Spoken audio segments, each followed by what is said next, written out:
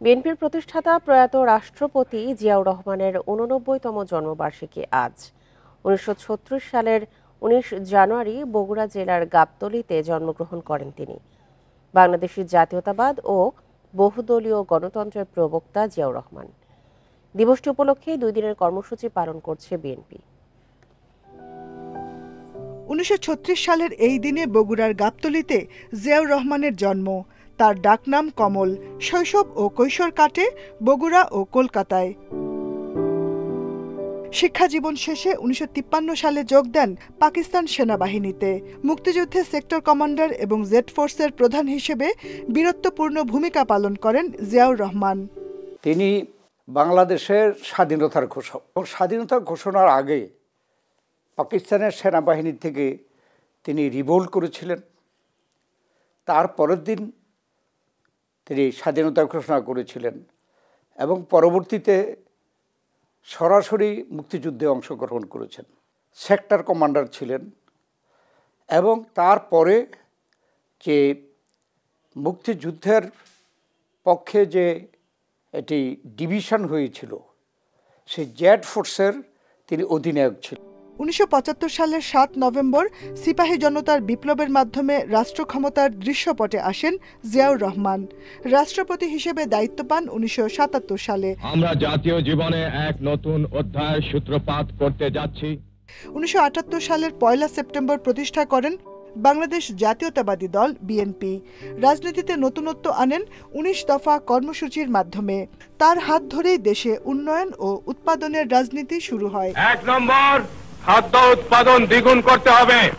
4 বছরের শাসনামলে কৃষি উৎপাদন, গার্মেন্টস শিল্পের বিকাশ, জনশক্তি রপ্তানি, নতুন কলকারখানা স্থাপন সহ স্বনির্ভরতা অর্জনে জিয়াউর রহমানের উদ্যোগ সারা জাগায়। শহীদ প্রেসিডেন্ট জিয়াউর রহমান বাংলাদেশের একদলীয় বাকশালের সেই শৃঙ্খল মুক্ত করে তিনি বাংলাদেশে নতুন করে বহুদলীয় গণতন্ত্রের প্রবর্তন করেছিলেন। সেন্ট্রালাইজড ইকোনমি থেকে বের হয়ে এসে তিনি বাংলাদেশে মুক্তবাজার অর্থনীতির প্রচলন করেছিলেন। বদ্ধ পরিবেশ থেকে উন্নয়ন প্রক্রিয়াকে বের করে নিয়ে এসে এই দেশকে নতুন একটি অর্থনৈতিক পদযাত্রায় নিয়ে এসেছিলেন কিন্তু শহীদ প্রেসিডেন্ট জিয়াউর রহমান। পররাষ্ট্র নীতিতেও ব্যাপক পরিবর্তন আনেন জিয়াউর রহমান। তার উদ্যোগেই দক্ষিণ পূর্ব এশিয়ার 7টি দেশকে নিয়ে গঠিত হয় সার্ক। ১৯৮১ সালে ব্যর্থ সামরিক অভ্যুত্থানে রাষ্ট্রপতি জিয়াউর রহমান মারা যান। মুক্তিযুদ্ধে সাহসী অবদানের জন্য বীরোত্তম খেতাবে ভূষিত হন জিয়াউর রহমান।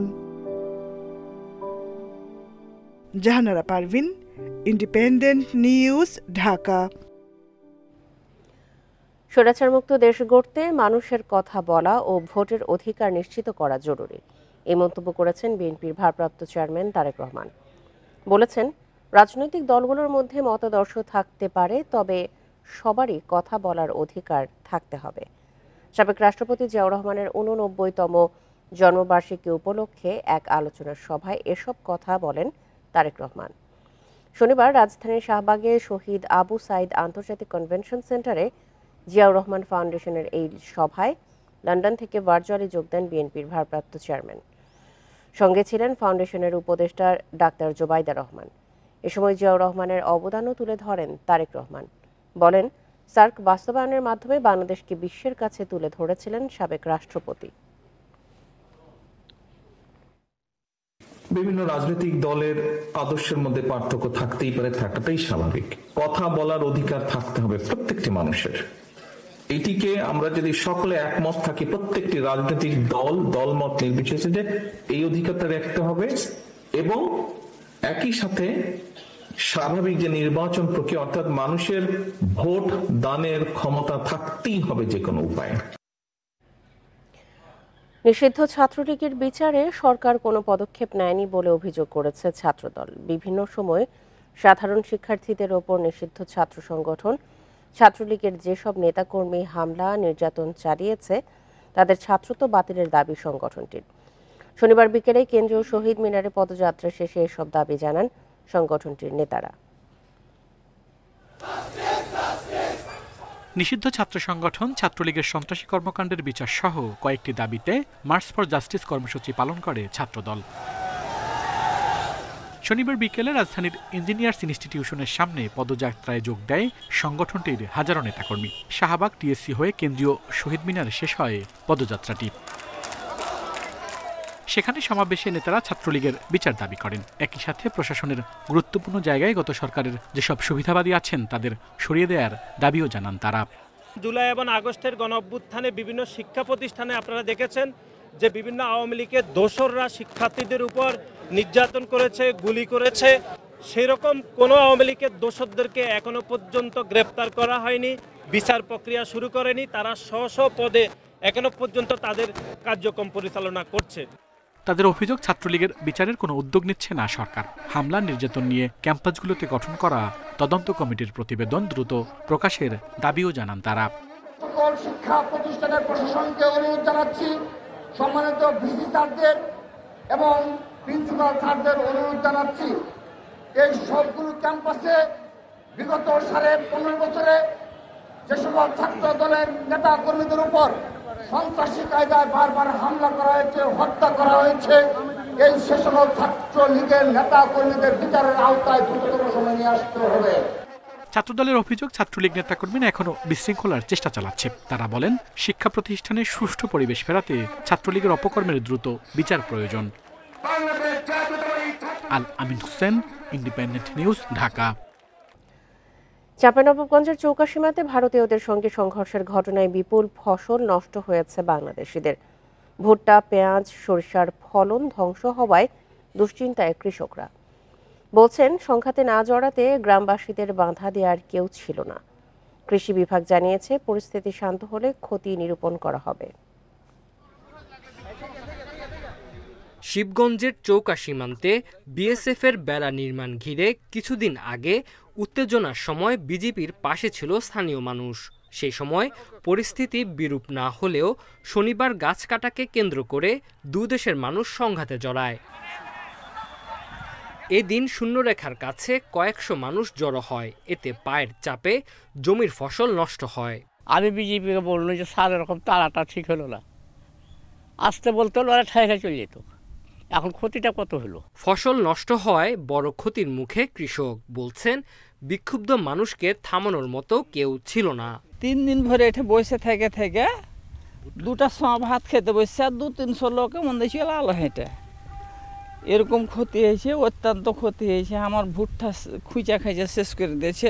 হাজার হাজার কৃষকের এখানে জমি আছে এবং যে হাজার হাজার পাবলিক বা দর্শক দেখতে আইসে আপনার বহুত ক্ষতি করেছে, সরিষা, পেঁয়াজ, কালাই। সীমান্ত পরিস্থিতি শান্ত হলে ক্ষতি যাচাই করবে কৃষি বিভাগ। এর ভিত্তিতে কৃষকদের প্রণোদনার উদ্যোগ নেওয়া হবে। সীমান্ত নিয়ে যে বিষয়টা ছিল, তো সেখানে কৃষকজন, উৎসুক জনগণ ওখানে গিয়েছিল। তো তাতে আমাদের ওই সময় মাঠে আমাদের সরিষা ছিল, পেঁয়াজ ছিল এবং টমেটো ছিল। তো যাতায়াতে যে পরিমাণ নষ্ট হয়েছে সেটি আমরা পরিদর্শন করছি। আমরা ওখানকার যে উপসহকারী কৃষি অফিসার, উনিও গিয়েছেন, আমি গিয়েছি। আমরা এটা আরও ভালো করে দেখে আমরা এই ক্ষয়ক্ষতির যে পরিমাণটা নিরূপণ করব। শিবগঞ্জের এই সীমান্তে 500 হেক্টরের বেশি জমিতে কৃষিকাজ করে চৌকা গ্রামের মানুষ। Independent news. শেখ হাসিনাকে দেশে ফিরিয়ে এনে বিচারের মুখোমুখি করা অন্তর্বর্তী সরকারের প্রধান দায়িত্ব, এমন মন্তব্য করেছেন প্রধান উপদেষ্টা প্রেস সচিব শফিকুল আলম। শনিবার সকালে ইসলামী বিশ্ববিদ্যালয়ে জুলাই বিপ্লবের আকাঙ্ক্ষা ও গণমাধ্যম শীর্ষক সেমিনারে তিনি বলেন, জনগণ যদি ঐক্যবদ্ধ থাকে তাহলে যেভাবে শেখ হাসিনা তার বাবার হত্যাকারীদের খুঁজে বের করে বিচার করেছেন, সেভাবে তাকেও বিচারের আওতায় আনা সম্ভব হবে। এ সময় তিনি বলেন, জুলাই বিপ্লবের আকাঙ্ক্ষায় রাষ্ট্র সংস্কারে কাজ করছে অন্তর্বর্তী সরকার। 5 মাসে দেশে স্থিতিশীলতা এসেছে, অর্থনীতির গতি বেড়েছে, নতুন বাংলাদেশ গড়তে কমিশনের মাধ্যমে আকাঙ্ক্ষা পূরণ হচ্ছে বলেও মন্তব্য করেন তিনি। তার বাবার খুনিকে যেভাবে খুঁজে খুঁজে নিয়ে আসছে, ঠিক আমরাও আমাদের যতদিন আমাদের এই গভর্নমেন্ট আছে এবং পরবর্তী গভর্নমেন্ট সবাই মিলে এটা আমাদের একটা 1 নাম্বার দায়িত্ব হবে, তাকে ফিরিয়ে এনে বিচারের সম্মুখীন করা। শেখ হাসিনার সময় সেনাপ্রধান কে হবেন তা নির্ধারণ করে দিত ভারত। এই অভিযোগ করে সার্বভৌমত্ব রক্ষায় ন্যাশনাল সিকিউরিটি ডকট্রিন তৈরির আহ্বান জানিয়েছেন আমার দেশ পত্রিকার সম্পাদক মাহমুদুর রহমান। শনিবার বিকেলে জাতীয় প্রেস ক্লাবে অবসরপ্রাপ্ত সেনা কর্মকর্তাদের এক আলোচনা সভায় তিনি এই আহ্বান জানান। মাহমুদুর রহমান বলেন, 111 হয় কিছু সেনা অফিসারের কারণে। তারাই 2008 সালে ভারতের অনুগ্রহ নিয়ে শেখ হাসিনাকে ক্ষমতায় আনেন। এর মাসুল দিতে হয় পিলখানা হত্যাকাণ্ডের মাধ্যমে। এই হত্যাকাণ্ডে সেনাবাহিনীর মেরুদণ্ড ভেঙে দেওয়ার চেষ্টা করা হয়েছিল। তবে 5 অগস্ট পরবর্তী বাংলাদেশ আর কখনো দিল্লির দাসত্ব হবে না বলে মন্তব্য করেন মাহমুদুর রহমান।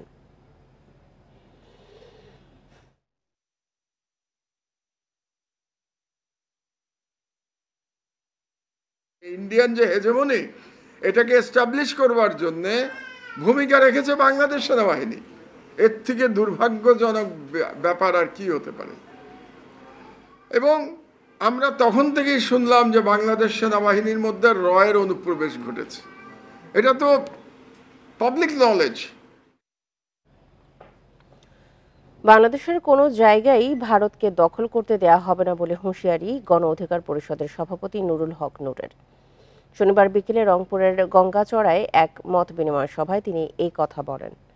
নুরুল হক নূর বলেন, বিএসএফ দেশের বিভিন্ন সীমান্তে কাঁটাতারের বেড়া দেওয়ার অপচেষ্টা করছে, ভূমি দখলের পায়তারা করছে। ভারতীয় আধিপত্যের বিরুদ্ধে ব্যবস্থা নিতে হবে জানিয়ে সীমান্তবর্তী এলাকার মানুষদের সতর্ক থাকার আহ্বান জানান তিনি। সীমান্তে দখলদারিত্ব ঠেকাতে বিজিবিকে সহায়তার আহ্বানও তার।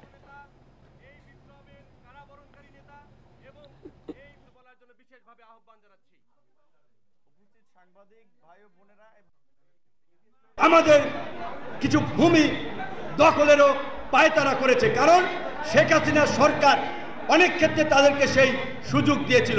কিন্তু আমাদের কাছ থেকে পরিষ্কার বার্তা, আমরা বেঁচে থাকতে এই দেশের 18 কোটি মানুষ এই দেশের 1 ইঞ্চি জমিও ভারতকে দখল করতে দিবে না। দিল্লি না ঢাকা। 4 দিন পার হলেও নাফ নদী থেকে নিয়ে যাওয়া 3টি বাংলাদেশি কার্গো জাহাজ ছাড়েনি মিয়ানমারের আরাকান আর্মি। বৃহস্পতিবার দুপুরে বাংলাদেশ মিয়ানমার নাফ নদীর জলসীমা নাইক্ষংদিয়া এলাকা থেকে জাহাজগুলো নিয়ে যায় তারা। বিষয়টি নিশ্চিত করেছেন বিজিবির কক্সবাজার রিজিয়নের পরিচালক অপারেশন লেফটেন্যান্ট কর্নেল জসিমউদ্দিন। তিনি বলেন, তল্লাশির নামে জাহাজ 3টি আটকে রেখেছে আরাকান আর্মি। এসব জাহাজে মিয়ানমার থেকে আমদানি করা ভোগ্য পণ্য ছিল। বন্দর কর্তৃপক্ষ বলছে, মিয়ানমার থেকে জাহাজগুলো টেকনাফ স্থলবন্দরে আসার কথা ছিল বৃহস্পতিবার, কিন্তু খবর পেয়ে পেছনে থাকা একটি কার্গো সেন্ট মার্টিন দ্বীপে গিয়ে নোঙর করে। পরে 3টি জাহাজ মংরুর দিকে নিয়ে যায় আরাকান আর্মি। স্থানীয় সূত্র বলছে, মিয়ানমারে চলমান গৃহযুদ্ধে 8 ডিসেম্বর রাখাইন রাজ্যের মংরু টাউনশিপের নিয়ন্ত্রণ নেয় বিদ্রোহী গোষ্ঠীটি। এরপর থেকে পণ্যবাহী জাহাজ টেকনাফ বন্দরে আসেনি। সবশেষ 3 ডিসেম্বর মিয়ানমার থেকে টেকনাফ স্থলবন্দরে পণ্যবাহী জাহাজ আসে।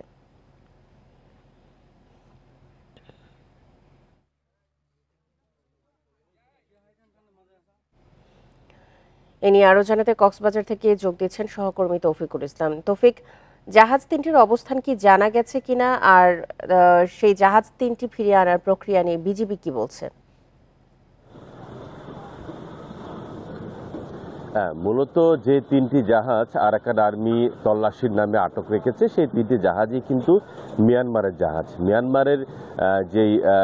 মিয়ানমার থেকেই কিন্তু পণ্যগুলা বাংলাদেশে আসছিল, অর্থাৎ টেকনাফ স্থলবন্দরে। এখানে আমি কথা বলেছি যে সিএনএফ যে অ্যাসোসিয়েশনের যে সাধারণ সম্পাদক তেশামুল হক বাহাদুরের সাথে আমার কথা হয়েছে।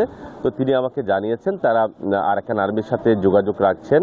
আসলে যেহেতু তারাই আমদানি করছিল সেই পণ্যগুলো মিয়ানমার থেকে, ভোগ্য পণ্য, তো সেই পণ্যগুলো যদি তারা বাংলাদেশে ফেরত আনতে না পারে, সেই জাহাজ কার্গোগুলো, তখন কিন্তু তারা ব্যাপকভাবে অর্থাৎ অর্থনৈতিকভাবে তারা ক্ষতির সম্মুখীন হবে, তারা সেটি বলছেন। তবে আপনি জানেন মিয়ানমারের যে মংডু টাউনশিপ আরাকান আর্মি দখল করার পর থেকে সেখানে অর্থাৎ বাংলাদেশের সাথে মিয়ানমারের বাণিজ্য অনেকটা ভাটা পড়ে যায়। তো নতুন করে যেহেতু তারা আবার যোগাযোগ রক্ষা করে মিয়ানমার থেকে পণ্য আমদানি করছিল, তো সেই সময় আসলে 4টি কার্গো আটকের খবর আমরা পেয়েছি। একটি কার্গো ছেড়ে দিয়েছে, তবে ছেড়ে দিলে কিন্তু সেই কার্গোটি টেকনাফ স্থলবন্দরে এখনো পর্যন্ত পৌঁছায়নি। আমি বন্দরের একজন কর্মকর্তার সাথে আমার কথা হয়েছে, তিনি আমাকে বলেছেন তো বন্দরে যে 4টি কার্গো আসার কথা ছিল, কিন্তু এখনো পর্যন্ত তারা 4 দিন হয়ে গেছে, এখনো পর্যন্ত সেই কার্গো আসেনি। তবে সিএনএফ যারা ব্যবসায়ী আছেন তারা কিন্তু সার্বক্ষণিক যোগাযোগের চেষ্টা করছেন। এখানে আপনি জানেন বাংলাদেশের বিজিবি রয়েছে, কোস্টগার্ড রয়েছে, তারাও কিন্তু এইসব বিষয় নিয়ে আসলে কথা বলছেন বলে আমরা জানতে পেরেছি। তবে এখনো পর্যন্ত আমরা যতটুকু জেনেছি তাদের সাথে আরাকান আর্মির সাথে কথা হচ্ছে, তবে এখনো পর্যন্ত জাহাজগুলো কোথায় আছে, কিভাবে আছে, সেটি কোনো ধরনের তথ্য আমাদের কাছে আসলে কোনো সংস্থা কিংবা কোনো ব্যবসায়ী আমাদেরকে নিশ্চিত করতে পারেনি। কক্সবাজার থেকে কার্গো জাহাজ উদ্ধার প্রক্রিয়ার সবশেষ তথ্য নিয়ে জানাচ্ছিলেন আমাদের সহকর্মী তৌফিকুল ইসলাম। আগামী বর্ষাতেও চট্টগ্রাম নগরের জলাবদ্ধতা পুরোপুরি দূর হবে না। এই সমস্যার জন্য নগরবাসীর পাশাপাশি সরকারি সংস্থাগুলোর দায় দেখছেন উপদেষ্টারা।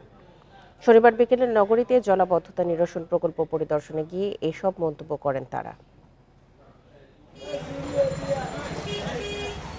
বন্দরনগরীর সবচেয়ে বড় সংকট বর্ষা মৌসুমের জলাবদ্ধতা। এই সমস্যা সমাধানে 11 বছর ধরে 14,300 কোটি টাকার 4টি প্রকল্প নেওয়া হয়েছে, যেগুলোর দায়িত্ব সিটি কর্পোরেশন, চট্টগ্রাম উন্নয়ন কর্তৃপক্ষ ও পানি উন্নয়ন বোর্ডের। কিন্তু লাভ হয়নি কিছুই।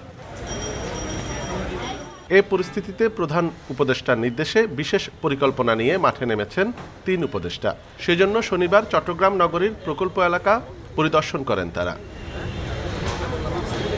সড়ক উপদেষ্টা মন্তব্য করেন, দীর্ঘমেয়াদী এই সমস্যার দায় নগরবাসী ও সরকারি সংস্থাগুলোর গাফিলতি। আর পরিবেশ উপদেষ্টা দুষলেন খাল ও নালা দখলকে। এই সমস্যার সমাধান জটিল বলে মনে করেন উপদেষ্টারা। নিজে নিজে তো আর কেউ বিল্ডিং তুলতে পারে না। এটা যারা নগর প্রশাসনের সঙ্গে যারা জড়িত ছিলেন, জেলা প্রশাসনের সঙ্গে যারা জড়িত ছিলেন, তাদের সবার নীরব অথবা সরব সম্মতি নিয়ে এটা করা হয়েছে। ভূমি অফিসের সাথে যোগ সাজসে খালগুলো ব্যক্তির নামে রেকর্ড হয়ে গেছে, সেখানে বড় বড় বিল্ডিং উঠে গেছে। খালের প্রবাহ বাধাগ্রস্ত হচ্ছে, এই যে পাহাড়গুলো কাটার ফলে মাটিগুলো এসে পড়তেছে এটার কারণে। আরেকটা হচ্ছে প্রচুর পলিথিন এবং প্লাস্টিক। তো 3টাই জটিল সমস্যা। এ সময় দুর্যোগ ব্যবস্থাপনা উপদেষ্টা বলেন, আগামী বর্ষায় জলাবদ্ধতার ভোগান্তি কমবে, তবে পুরোপুরি নিরসন সম্ভব নয়। আমরা বলছি যে আগামী বর্ষা মৌসুম পর্যন্ত কতটুকু পরিত্রাণ দেওয়া যায়, সম্পূর্ণ পরিত্রাণ না। তারা স্টেক হোল্ডার আছে, প্রতিষ্ঠানগুলো আছে এটার সাথে জড়িত, এগুলির সমন্বয় আমরা অবশ্যই করব। সেই সাথে আমরা জনগণকেও সম্পৃক্ত করতে চাই, যাতে নগরটা যেন সবাই ওন করি। বিভিন্ন সেবা ও সরকারি সংস্থা, নগর পরিকল্পনাবিদ ও নাগরিক প্রতিনিধিদের সঙ্গে বৈঠক করবেন উপদেষ্টারা। অনুপম শীল, ইন্ডিপেন্ডেন্ট নিউজ, চট্টগ্রাম। রাজধানীর আগারগাঁওয়ে চলছে ভোটার তালিকা হালনাগাদ। এই কার্যক্রমে প্রধান নির্বাচন কমিশনারের কাছে ল্যাপটপ, স্ক্যানার এবং বাড়ি বাড়ি তথ্য সংগ্রহ কাজে ব্যবহারের জন্য ব্যাগ হস্তান্তরের আনুষ্ঠানিকতা চলছে। সেখানে বক্তব্য রাখছেন প্রধান নির্বাচন কমিশনার AMM নাসির উদ্দিন। আমরা সরাসরি যাচ্ছি সেখানে। লোকালি অনেক কিছু পাওয়া যাচ্ছে না লোকাল মার্কেট থেকে, তারপরে ওনারা বিদেশ থেকে এগুলা প্রকিউর করেছে, আমাদেরকে এটা দিচ্ছে আর কি।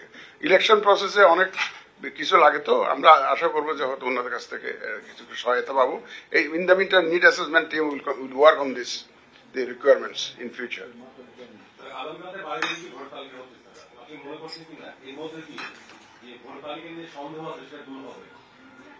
আশা করি ইনশাল্লাহ। আমরা সন্দেহ দূর করার জন্য তো এই কাজ করতেছি, এত লোক নামাচ্ছে, মাঠে নামাচ্ছে। এখন আর আমরা তো নিশ্চয়ই আমরা আশাবাদী যে এটা সব ধরনের সন্দেহ দূর হবে ইনশাল্লাহ।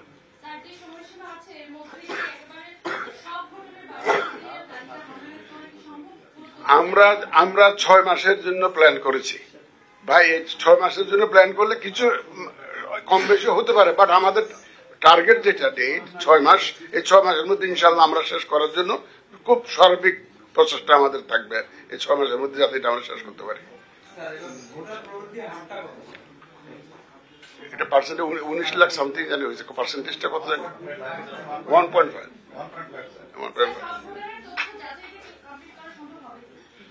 এই তো বললাম তো 6 মাসের মধ্যে 65,000 লোক কাজ করবে, আপনি বুঝতে পারেন 65,000 লোক কাজ করবে বিভিন্ন লেভেলে। তার মানে আমরা এটা huge program, we have undertaken a huge program, যাতে কুইকলি এই কাজটা আমরা within the time specified time আমরা শেষ করতে পারি, সেই চেষ্টাটা আমরা করতেছি। আপনাদের সাপোর্ট লাগবে, আপনারা একটু মানুষকে জনমত সৃষ্টি করুন যাতে আমরা কাজটা সহজ হয়ে যায়, আমরা আমাদের লোকজন যাবে যাতে কোঅপারেশন করে, সেই এই জনমতটা আপনারা সৃষ্টি করুন। আমরা আপনাদের সহযোগিতা চাচ্ছি, প্রেসের সহযোগিতা চাই, মিডিয়ার সহযোগিতা চাই। ভোটার তালিকা হালনাগাদ কার্যক্রমে বক্তব্য রাখছিলেন প্রধান নির্বাচন কমিশনার। আমরা সরাসরি ছিলাম সেখানে। চলে যাচ্ছি পরের খবরে। গবেষণাগারের নির্মাণ কাজই শুরু হয়নি, অথচ কেনা হয়েছে 15 কোটি টাকার যন্ত্রপাতি, সেগুলো আবার অলস পড়ে আছে দীর্ঘদিন। এই অবস্থা মহাখালীর 1,500 কোটি টাকার বঙ্গমাতা ন্যাশনাল মলিকিউলার রিসার্চ সেন্টারের। 6 বছরে 6 প্রকল্প পরিচালক বদল হলেও এখনও ল্যাবের জায়গা দখলমুক্ত করতে পারেনি স্বাস্থ্য বিভাগ। National cellular and molecular research centre দেশে আন্তর্জাতিক মানের গবেষণা প্রতিষ্ঠান তৈরিতে 2018 সালে অনুমোদন পায় প্রকল্পটি। শেষ হওয়ার কথা ছিল 2023 সালের জুনে। ব্যয় ধরা হয় 1,500 কোটি টাকা।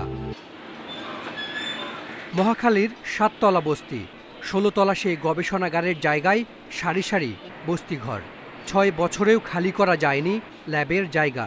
বর্তমানে কিছুটা অগ্রগতি থাকলেও আগের পিঢ়িদের মনোযোগ বেশি ছিল কেনাকাটায়। অনেক প্রক্রিয়া আছে, অনেক পলিসির বিষয় আছে, কতটুকু হবে সেটা এখনো পরিষ্কার না, কারণ আমাদের অনেকগুলো বাধা আছে। বাধাগুলো যদি আমরা অতিক্রম করতে পারি তাহলে হয়তো হবে, এবং এটা এক্সটেনশনের বিষয় আছে, সেটা অনেক বড় একটা পলিসি ডিসিশন। গবেষণাগারের নির্মাণ কাজই শুরু হয়নি, তাতে কি থেমে থাকেনি তো কেনাকাটা। বিএমআরসি ভবনের 8ম তলায় বানানো হয়েছে 15 কোটি টাকার একটি অন্তর্বর্তীকালীন ল্যাব। এই ল্যাবে এ পর্যন্ত মাত্র 2টি গবেষণা হয়েছে। 2023 সালের জুনের পর থেকে এভাবেই তালাবদ্ধ আছে ল্যাবটি। প্রকল্প চলাকালীন দক্ষ জনবল তৈরির কথা থাকলেও তা করা হয়নি।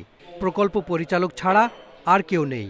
এই ঘটনাটা অত্যন্ত দুঃখজনক যে এতগুলো টাকার যন্ত্রপাতি যেগুলো কেনা হয়েছে সেগুলো কি করে কাজ করবে যদি অবকাঠামো না থাকে। এখন নিজস্ব বিল্ডিংয়ে যদি অবকাঠামো তৈরি করে সেটির জন্য সেটি যথাযথ কিনা এবং সেটা তার সাথে জনবল ছিল কিনা সেটাও একটা প্রশ্ন চলে আসে।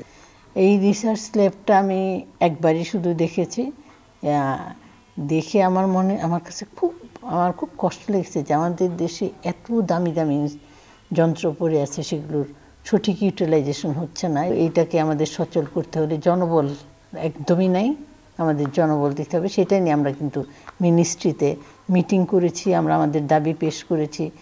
আধুনিক জীব প্রযুক্তি ব্যবহার করে দেশে একটি বিশ্বমানের গবেষণাগার তৈরির লক্ষ্য, যা হবে দেশ বিদেশের বিজ্ঞানীদের যৌথ গবেষণার প্ল্যাটফর্ম। এই প্রকল্পের মেয়াদ শেষ হবে চলতি বছরের জুনে। এর আগেও 2 বার বাড়ানো হয়েছে প্রকল্পের মেয়াদ। Hasan Misba, independent News, Dhaka. রাজনৈতিক অস্থিরতা, ব্যাংকের উচ্চ সুদ ও মূল্যস্ফীতির প্রভাবে পুঁজিবাজারে তালিকাভুক্ত বেশিরভাগ কোম্পানির আয় কমেছে। গেল বছরের জানুয়ারি থেকে সেপ্টেম্বরে কোম্পানিগুলোর গড় মুনাফা কমেছে 24%। বেসরকারি এক গবেষণায় উঠে এসেছে এই সময়ে সবচেয়ে বেশি ক্ষতিগ্রস্ত কাগজ ও মুদ্রণ এবং সিরামিক খাত। তবে সংস্কার কার্যক্রম বাস্তবায়িত হলে গতি ফিরবে পুঁজিবাজারে, বলছেন অর্থনীতিবিদরা। ব্যাংক ঋণের উচ্চ সুদের হার, উৎপাদনশীল খাতে কাঁচামালের দাম বৃদ্ধি এবং বছরের মাঝামাঝি সময় থেকে রাজনৈতিক অস্থিরতায় বৃদ্ধি পায় ব্যবসায়িক কার্যক্রমের খরচ। এর প্রভাবে জানুয়ারি থেকে সেপ্টেম্বর পর্যন্ত পুঁজিবাজারে তালিকাভুক্ত কোম্পানিগুলোর আয় কমেছে। ব্রোকারেজ হাউস শান্তা সিকিউরিটিজের প্রতিবেদন বলছে এই সময় সবচেয়ে বেশি ক্ষতিগ্রস্ত হয়েছে কাগজ ও মুদ্রণ এবং সিরামিক খাত। 2024 সালে 3 প্রান্তিকে এসব খাতে মুনাফা কমেছে 149% বেশি। বছরের মাঝামাঝি সময়ে শ্রমিক অসন্তোষ, ক্রয়াদেশ কমে যাওয়া এবং উচ্চ সুদহারের প্রভাবে টেক্সটাইল খাতে 70% বেশি মুনাফা কমেছে। একইভাবে বিদ্যুৎ জ্বালানি খাতে মুনাফা হ্রাস পেয়েছে 62%। ব্যাংকিং খাতে 16% আয় কমলেও ভিন্ন চিত্র দেখা যায় বিমা খাতে, যেখানে আয় হয়েছে 1% কম। বিনিয়োগের অবস্থা ব্যক্তি খাতের এবং উচ্চ মূল্যস্ফীতি, ব্যাংকের ঋণের সুদের হার বাড়ানো, এই সবটার একটা প্রতিফলন। তবে এই সংস্কারগুলি হয়তো একটা সুস্থ, প্রতিযোগিতা সম্পন্ন, একটা সুশাসিত পুঁজিবাজার আমাদেরকে দিতে পারবেন। বিশ্লেষকরা বলছেন সার্বিক বিনিয়োগ পরিস্থিতি স্থিতিশীল হলে গতি ফিরবে পুঁজিবাজারে। লোকাল ইন্ডাস্ট্রি ইম্পোর্টের অভাবে অথবা গ্যাসের অভাবে লোকাল বন্ধ হয়ে যাচ্ছে, আইন শৃঙ্খলা বাহিনী ভেঙে পড়েছিল। প্রাইভেট সেক্টর বিনিয়োগ বাড়ার জন্য যা কিছু করা দরকার সেটা করতে হবে, তাহলে অটোমেটিক্যালি পুঁজিবাজারের উন্নয়ন হবে। প্রতিবেদন বলছে মূল্যস্ফীতি নিয়ন্ত্রণ, সরকারের রাজস্ব লক্ষ্যমাত্রা পূরণ এবং ব্যাংকিং খাতের স্থিতিশীলতা বজায় রাখাই হবে 2025 সালের প্রধান চ্যালেঞ্জ। তৌহিদ রানা, ইন্ডিপেন্ডেন্ট নিউজ, ঢাকা। পুঁজিবাজারে এখন কোনো অদৃশ্য চাপ নেই, ঘুরে দাঁড়াতে কাজ করছে ঢাকা স্টক এক্সচেঞ্জ। জুন নাগাদ শেয়ার বাজার একটা ভালো অবস্থানে যাবে বলে আশা করছে ঢাকা স্টক এক্সচেঞ্জের চেয়ারম্যান মমিনুর ইসলাম। শনিবার রাজধানীর পল্টনে ক্যাপিটাল মার্কেট জার্নালিস্ট ফোরামের অনুষ্ঠানে এসব কথা বলেন তিনি। বলেন, বিশ্বের কোনো দেশের কমিশন রোড শোর কাজ করে না, যা আমাদের দেশে হয়েছিল।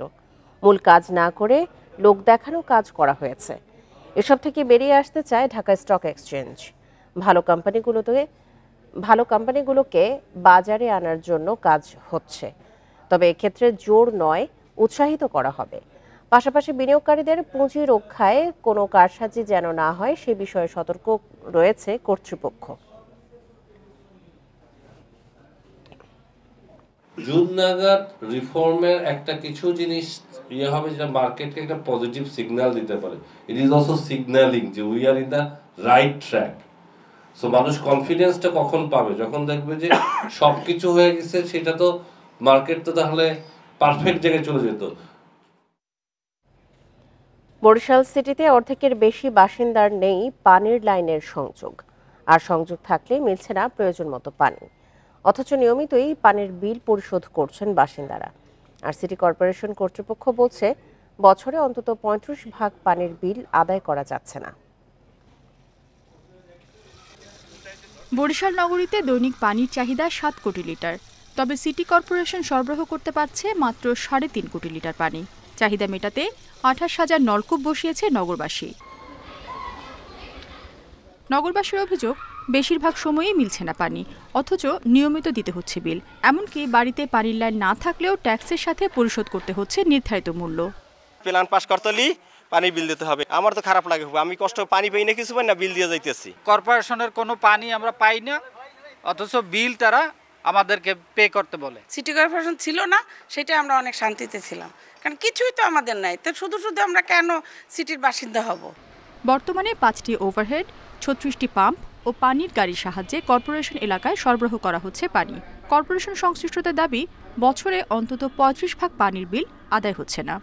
50% পানি সরবরাহ করতে পারি, আর 50% পানি না। যদি আমরা 10টা টিউবওয়েল পাই প্রোডাকশনাল, তাহলে আমরা 80 থেকে 90% পানি সরবরাহ করতে সক্ষম হব। মাসিক বিল করি, পানির বিল সর্বনিম্ন 100 টাকা থেকে সর্বোচ্চ 8,000 টাকা পর্যন্ত। সিটি কর্পোরেশনের টোটাল বকেয়া 30 থেকে 35% বকেয়া আছে। বরিশাল সিটি কর্পোরেশনের 68 বর্গ কিলোমিটার এলাকার মধ্যে 31 বর্গ কিলোমিটার এলাকায় পানির সংযোগ রয়েছে। মোট 34,000 পানির লাইন বাবদ বছরে আদায় প্রায় 10 কোটি টাকা। Independent news. দুদিন পর ফের শৈত্যপ্রবাহের কবলে উত্তরের জেলা পঞ্চগড়। তাপমাত্রা রেকর্ড করা হয়েছে 7.9 ডিগ্রি সেলসিয়াস। শীত পরিস্থিতি নিয়ে এই মুহূর্তে আরও জানাতে পঞ্চগড় থেকে যোগ দিচ্ছেন আমাদের সহকর্মী শফিকুল আলম। শফিকুল, সর্বোত্তরের পঞ্চগড়ে আবারও শৈত্যপ্রবাহের কবলে পড়েছে। কয়দিন এই অবস্থা থাকতে পারে, পূর্বাভাসে কি বলা হয়েছে? জি, পঞ্চগড়ে আসলে গত দুদিন ধরে সর্বনিম্ন তাপমাত্রা কিন্তু 12 থেকে 13 ডিগ্রির মধ্যেই ওঠানামা করছিল। দুদিন পর আবারও রাতের গড় তাপমাত্রা অর্থাৎ সর্বনিম্ন তাপমাত্রা কিন্তু কমে গিয়েছে 8-এর নিচে। সকাল 9টায় সর্বনিম্ন তাপমাত্রা রেকর্ড করা হয়েছে 7.9 ডিগ্রি সেলসিয়াস। এটি কিন্তু মাঝারি পর্যায়ে শৈত্যপ্রবাহ। তেঁতুলিয়া আবহাওয়া অফিসের পক্ষ থেকে বলা হচ্ছে সর্বনিম্ন তাপমাত্রা যদি 6 থেকে 8-এর মধ্যে থাকে সেক্ষেত্রে সেই পরিস্থিতিকে মাঝারি পর্যায়ে শৈত্যপ্রবাহ বলা হয়ে থাকে।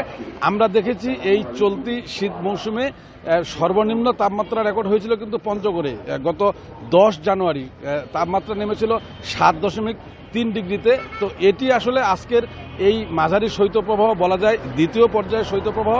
আমরা দেখেছি যে এই শীতের শুরু থেকে অর্থাৎ ডিসেম্বরের মাঝামাঝি থেকে জানুয়ারির মাঝামাঝি পর্যন্ত আমরা দফায় দফায় মৃদু শৈত্যপ্রবাহ দেখেছি। এই শৈত্যপ্রবাহের ফলে কিন্তু আমরা দেখেছি যে প্রতিদিন বিকেল থেকেই ঘন কুয়াশা শুরু হয়ে যায়, সাথে উত্তরের হিমশীতল বাতাস।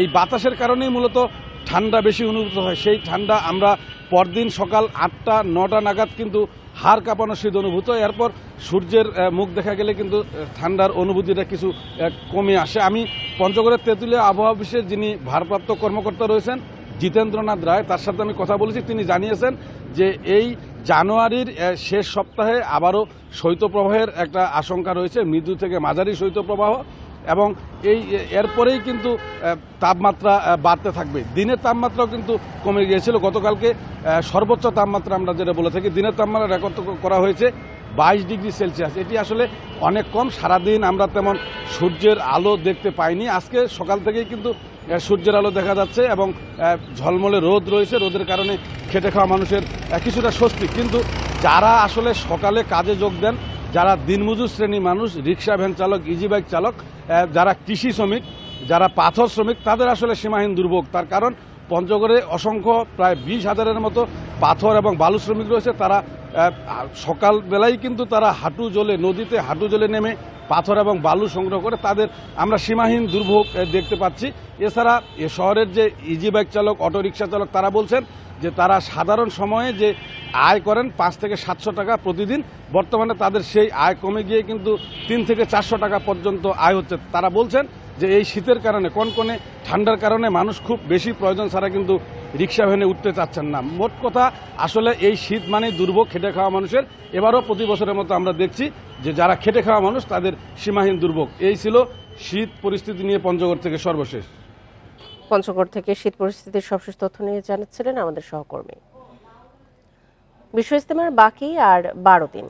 স্বেচ্ছাশ্রমে পুরো দমে চলছে বিশ্ব ইজতেমার প্রস্তুতি। প্রথম পর্বে অংশ নিচ্ছেন তাবলিগ জামাতের শুরাই নিজাম বা মাওলানা জুবায়েরপন্থীরা।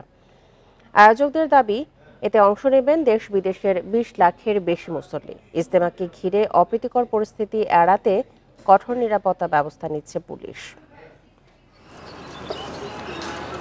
31 জানুয়ারি টঙ্গীর তুরাগ তীরে হবে মুসলমানদের মহাসম্মিলন। 160 একরের ময়দান ছেয়ে গেছে সামিয়ানায়। ময়দানের উত্তর পশ্চিম কোণে প্রস্তুত করা হচ্ছে মূল বয়ান মঞ্চ। ময়দান ও আশপাশের রাস্তাঘাট মেরামত, পয়ঃনিষ্কাশনের কাজ চলছে দ্রুত গতিতে। এসব কাজে স্বেচ্ছায় অংশ নিচ্ছেন গাজীপুর, ঢাকা ও আশপাশের এলাকা থেকে আসা তাবলিগ জামাতের কর্মীরা। প্রয়োজনীয় পানি ও বিদ্যুৎ সরবরাহের কাজ করা হচ্ছে দ্রুত গতিতে। পরকালের মুক্তির জন্য এই কাজটা করি, ভালো লাগে, আনন্দ লাগে স্বেচ্ছা কাজ করতে। সব কিছু বিনিময় হয় না, কিছু কিছু জিনিস আছে আল্লাহর জন্য করলে আল্লাহর জন্য এটা বিনিময় আল্লাহ থেকে নিমু, এই আসার উদ্দেশ্য। এরই মধ্যে শেষ হয়েছে 70 ভাগের বেশি কাজ। দিনের কাজে অংশীদার হতে পেরে খুশি কর্মীরা। 7-8 দিনের ভিতর টোটাল কাজটা হয়ে যাবে। কিছু বিদেশি মেহমানদের সেটগুলো করতেছে আর বাকি আছে, এটিও কাজ হয়ে গেছে। 90% কাজ হয়ে গেছে, অল্প কিছু কাজ বাকি আছে। মেহনত করা মানে আল্লাহ রাজি খুশি করানো। তা আমরা একটু মেহনত করতেছি, সারা দুনিয়া মেহমান আসবে, দেখবে। 31 জানুয়ারি থেকে 2 ফেব্রুয়ারি হবে শুরাই নিজাম বা জুবায়েরপন্থীদের ইজতেমার পর্ব। এতে 20 লাখের বেশি মানুষ অংশ নেবে বলে আশা করা হচ্ছে। যারা কিনা হযরত উলামায়ে কেরামকে মহব্বত করে, দ্বীনকে মহব্বত করে এবং হকের উপর চলার চেষ্টা করে, ইনারা ধুলাবালির ভিতরেও কষ্ট করে অংশগ্রহণ করেছেন এবং এইভাবেই আখিরে মোনাজাত পর্যন্ত তারা কন্টিনিউ করেছেন। আশা করি ইনশাআল্লাহ এবারও এর ব্যতিক্রম ঘটবে না এবং পুরা দুনিয়া থেকে মেহমানরা ইতিমধ্যে ইজতেমাকে সামনে রেখে আসা শুরু করেছে। ইজতেমাকে কেন্দ্র করে মাওলানা জুবায়ের এবং সাতপন্থীদের বিরোধ কাটেনি। এই অবস্থায় বাড়তি নিরাপত্তার কথা বলছে গাজীপুর মেট্রোপলিটন পুলিশ। কোনো উদ্ভূত পরিস্থিতি হলে যেন ইভ্যাকুয়েশন প্ল্যান একটি থাকে, যেদিক দিয়ে মানুষ চলে যেতে পারবে, যে কোনো পরিস্থিতিতে ইভ্যাকুয়েট করতে পারি, আমরা যেন রিট্রিট করতে পারি, আমরা যেন এটাকে ইন্টারভিন করতে পারি, সেই পরিকল্পনাগুলো সামনে রেখে সেই পরিকল্পনাগুলো নিয়েই আমরা আমাদের ফোর্সকে সাজাচ্ছি। ৫৮তম বিশ্ব ইজতেমা দ্বিতীয় পর্ব ৭ থেকে ৯ ফেব্রুয়ারি। মাওলানা সাতপন্থীদের জন্য এ পর্ব নির্ধারণ করা হলেও তা হচ্ছে কিনা এ বিষয়ে এখনও সিদ্ধান্ত আসেনি। Adilur Rahman, independent News, Dhaka. বাংলাদেশে নিযুক্ত সাবেক মার্কিন রাষ্ট্রদূত মার্শা বার্নিকাট সহ আরও ২ জন জ্যেষ্ঠ কূটনীতিককে পদত্যাগ করতে আহ্বান ট্রাম্প সহযোগীদের। বর্তমানে ট্রাম্পের এই সহযোগীরা মার্কিন পররাষ্ট্র মন্ত্রণালয়ের লোকবল ও অভ্যন্তরীণ সমন্বয়ের দায়িত্বে রয়েছেন। মার্শা বার্নিকাট ছাড়া বাকি 2 জন হলেন ডেরেক হোগান ও অ্যালেইনা লেপলিডস। 2015 থেকে 2018 সাল পর্যন্ত ঢাকায় যুক্তরাষ্ট্রের রাষ্ট্রদূত হিসেবে দায়িত্ব পালন করেন মার্শা বার্নিকাট। এছাড়া এই 3 জ্যেষ্ঠ কূটনীতিক ডেমোক্র্যাট ও রিপাবলিকান উভয় প্রশাসনের রাষ্ট্রদূত সহ গুরুত্বপূর্ণ দায়িত্ব পালন করেছেন। 20 জানুয়ারি প্রেসিডেন্ট হিসেবে শপথ নেবেন ডোনাল্ড ট্রাম্প। নির্বাচনী প্রচারের সময় থেকেই তিনি হুঁশিয়ারি দিয়ে বলেন, প্রেসিডেন্ট নির্বাচিত হলে তিনি ডিপ স্টেট মুছে ফেলবেন, এমনকি এই কাজে যেসব কর্মকর্তা সহায়তা করবেন না তাদের তিনি বরখাস্ত করবেন।